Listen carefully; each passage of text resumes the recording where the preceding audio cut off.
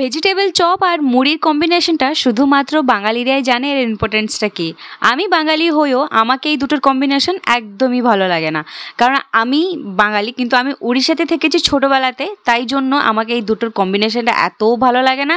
কিন্তু অনেকরা আমাকে কমেন্ট করে বলেছে যে আপনার বাঙালি শুনলে নন বেঙ্গলি লাগে। আমি নন বেঙ্গলি না, বেঙ্গলি, কিন্তু আমার বাঙালি একটু আলাদা লাগে, কারণ আমি ছোটোবেলা থেকে উড়িষ্যাতেই থেকেছি, সেই জন্য আমার হয়তো কথাবার্তা একটু আলাদা রকম লাগে, কিন্তু আমি নন বেঙ্গলি না। আর আমাকে ভেজিটেবল চপ দারুণ লাগে খেতে, সেজন্য বাড়িতে যত রকম ভেজিস ছিল সবটাই নিয়ে নিয়েছি।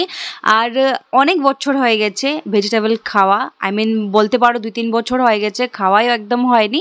সেই জন্য আমি বাড়িতে যত রকম ভেজে ছিল সবটাকে নিয়ে বানিয়ে নিয়েছি আমার মতন। আর এই সব ক্যাপশনে দেওয়া রেখেছে ইনগ্রিডিয়েন্টসগুলো, তোমরা দেখে নিতে পারো। আর এটা বানানো খুবই ইজি ছিল বানানো।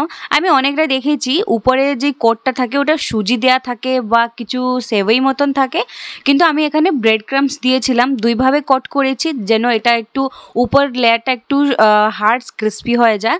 আমি এইভাবে ব্রেড ক্রাম্বস দিয়েছি, তোমরা চাইলে সুজিরও করতে পারো। আর কমেন্টে জানিয়ে তোমাকে কোনটা ভালো লাগে।